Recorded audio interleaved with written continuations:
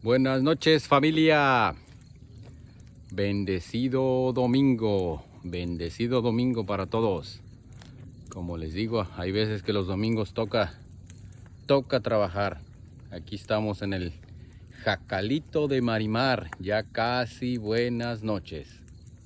Hay que atizarle a la hoguera, porque mañana o pasado mañana se va el tractorcito que rentamos. Aquí andamos, hay que hacer lo que más se pueda hoy.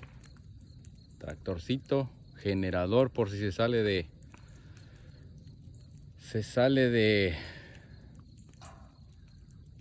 el fuego, se nos va, pero no creo, porque ya se tranquilizó el clima, ya casi no tenemos aire.